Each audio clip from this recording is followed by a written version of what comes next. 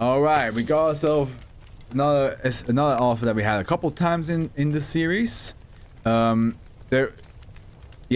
is the only series that we will have them. They will past series 3, we won't see them again except in a joke SCP eventually in the future. But the last one we had of Drew Bear is 2482, which let's see here, 2482.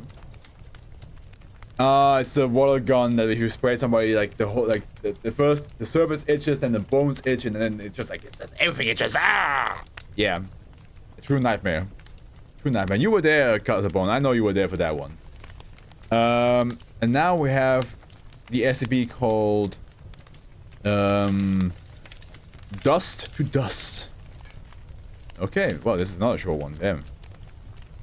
Up to class Euclid, SCP, Special Containment Procedures, SCP-2583 is kept in a hermetically sealed steel room measuring 4 meters on the side. This room is to only be accessible by an airlock system outfitted with multiple air purification systems in order to minimize the introduction of additional particulates to the containment chamber. Any personnel entering the chamber must wear BSL-4 biohazard suits in order to not provide shed hair or skin cells to SCP-2583.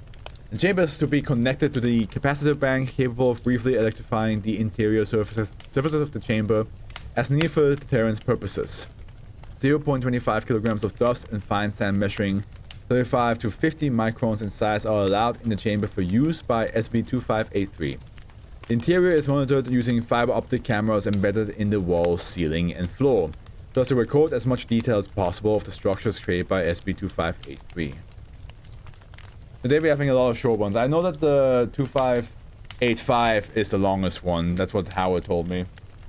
But yeah, we have only 13k of words to read today anyway. Also, is Jorge gone? Did Jorge show up to call me a dad and then leave? I guess they didn't get the fatherly love that they wanted from me.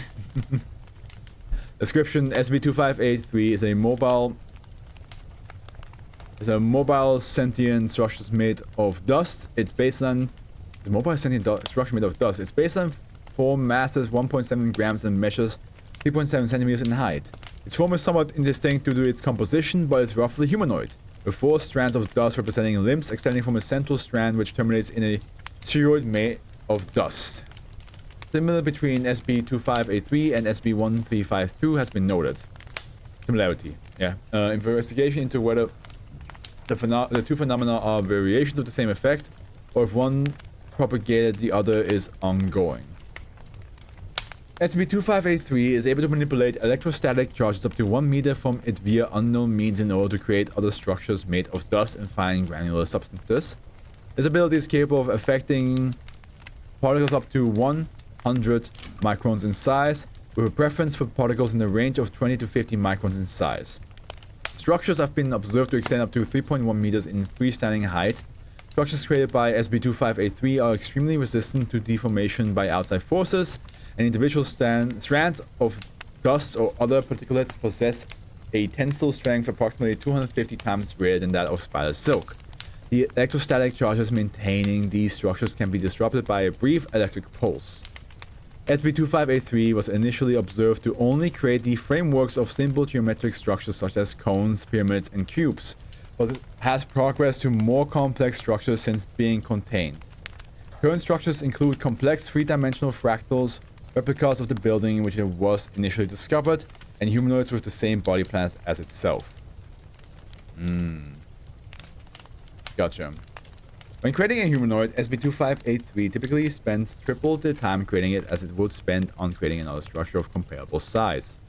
Once it has completed a humanoid, it will remain within 10 centimeters of it between 20 and 30 hours, after which it will negate the electrostatic charges keeping the humanoid together. SCP-2583 separates the remain of these humanoid structures and does not reuse the dust. To date, none of the humanoids created by SCP-2583 have displayed independent mobility. Okay. I don't know why. Out of nowhere, I had like a sudden urge to play Ghost of Tsushima.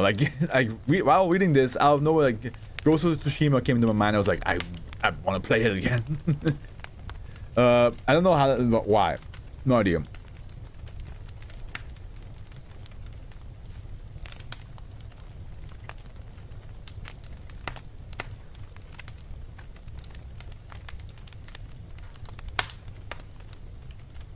It's very interesting though. Like, seems to just be like little dust figurines, right? The humanoid one is the most interesting part because it's like it stays together the longest. But yeah, it seems pretty like harmless, which is nice.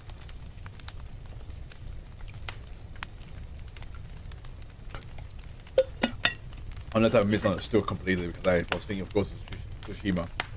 It could also happen.